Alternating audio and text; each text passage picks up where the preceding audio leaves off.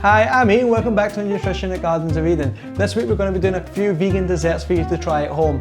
It's not the boring when you go to the restaurants and you always just get fruit salad. There is vegan desserts out there that you can try. So the first one we're going to be doing is a vegan meringue, which we actually use chickpea water for. So let's crack on with this one and see how it turns out. Okay, first step is, before we start the meringues, we're going to make some beetroot juice, and we're just going to add some beetroot juice to the meringues at the end, just to add a bit of flavour and colour so they're not just completely white. So you're going to grab yourself a cloth, and then you're going to grate the beetroot. And this is a good way to get the juice out if you don't have a juicer at home. You want to just rub the cloth up, make sure there's no holes at the top, then just squeeze. There's your beetroot juice coming out. Let's set this aside and then let's make the meringues. So now it's time to start the meringues. So get your chickpea water. This is 120 ml of chickpea water. So you want to add 1 tablespoon of vinegar. This helps to stabilize it. And then we want to start whisking it to it's a nice peak.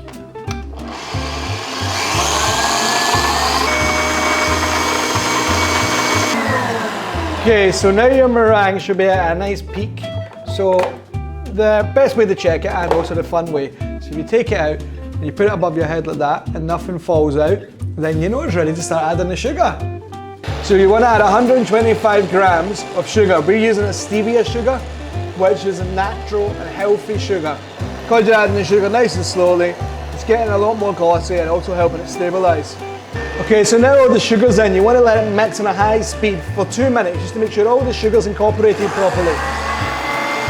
Okay, so now the meringue's ready. Before we start piping it, you want to get yourself a baking tray, use some grease spray, or if you don't have grease spray, use a little bit of oil on the bottom, and then all my grease-proof paper, and that helps you stick it down, so when it's in the oven, it's not going to come up. So first we're going to get your beetroot juice. You want to just drizzle it down the sides here, let it drip down, like that. That's going to make a nice colour to the meringues. So now we're going to put the meringue mix in the piping bag. Okay, get your meringues. It's nice and peaky, you can see. You want to get it into your piping bag. Now you want to pipe the meringues. You want them too close together but not too far apart.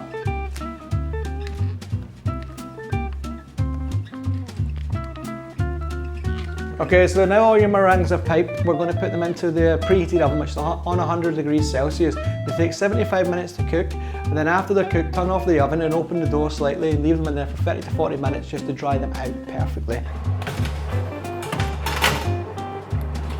So now it's been 75 minutes. What you want to do is turn the oven off. And then we're just going to leave the door open just like that for 30 minutes to 40 minutes just to dry them out. But it's very important the door's open so the heat starts to leave, otherwise they might overcook. Okay, so the meringues are now dry out of the oven. So we're just going to plate up with some fresh berries today. But you can do grilled peaches, grilled plums with it. You can whip up some nice plant-based cream like soya milk and make like an eating mess with it. So put some berries on there. And like I said, if you want to put some plant-based whipped cream on there, you can go for that as well. We're just having this as a nice snack today.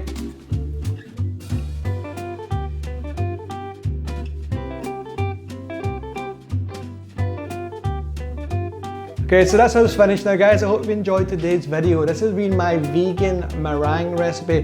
Very simple and easy to do, so please do give it a try at home and leave the comments below and let me know your thoughts. For more videos like this, subscribe to our channel below, and for more of our recipes, go to our webpage. And then I'll see you next time.